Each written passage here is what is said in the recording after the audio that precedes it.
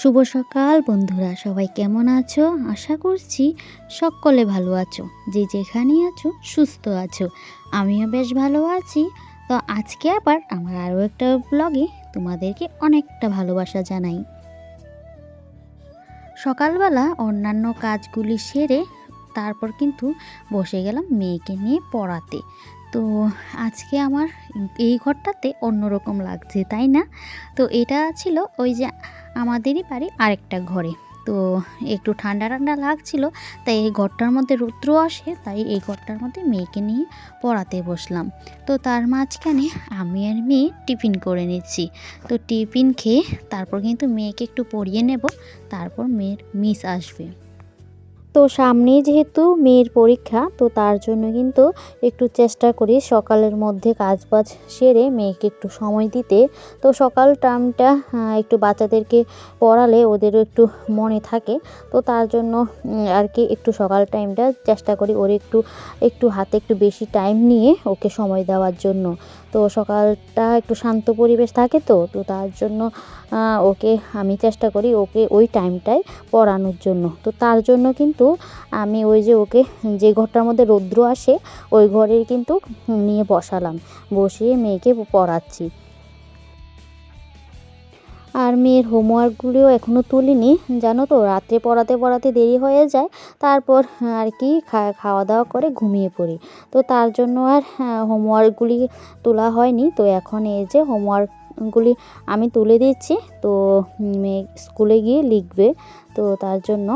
আর এদিকে তুলে তারপর কিন্তু যাব রান্নাবান্নার কাজে। তো এদিকে সমস্ত রকম আর কি মেয়ের গুছিয়ে রাখছি। মেয়ে মিসের কাছ থেকে পড়ে আসলে তারপর এগুলি রেডি পাবে।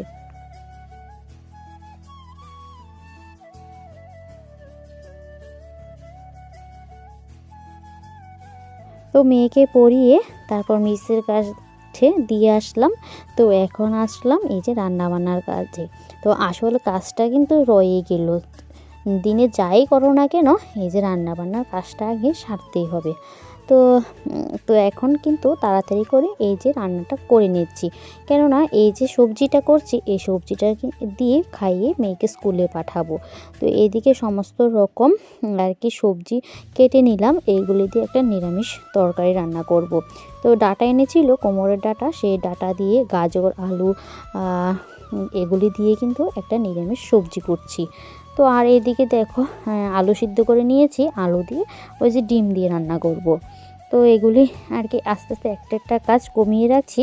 তো তারপর যাব আবার মেয়েকে রেডি করাতে। তো তার মাঝখানে এই যে রান্নাটা আগে সারছি।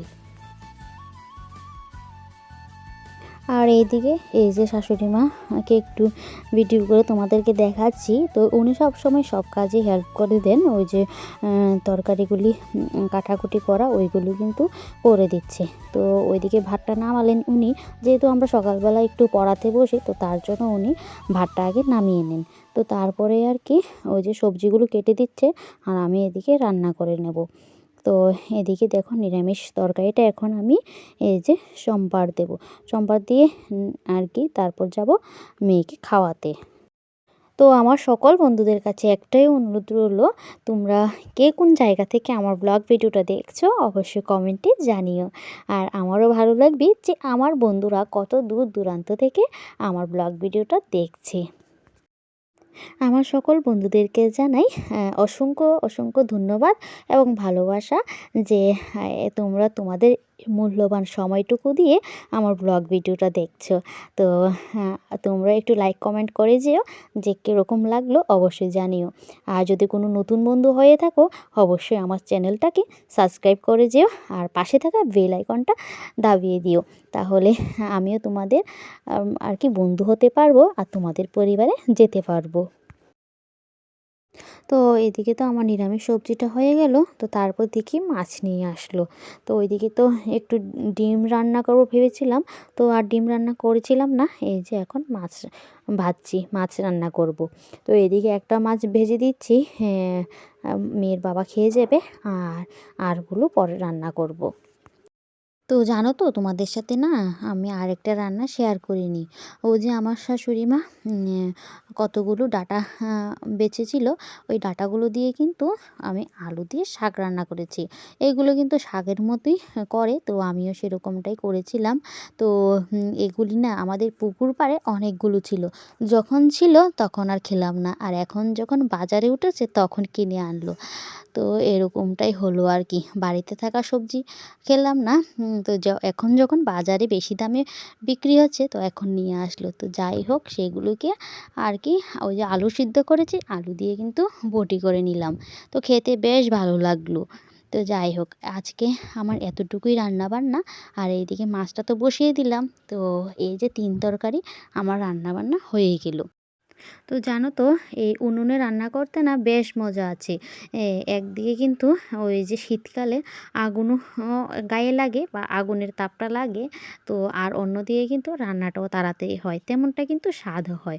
তো এ আমি কিন্তু তাড়াতাড়ির জন্য কিন্তু এই যে উনুনে রান্না করি। তো অনেক দিন না গ্যাসে রান্না করেছিলাম, তো তেমনটা তাড়াতাড়ি হয় না।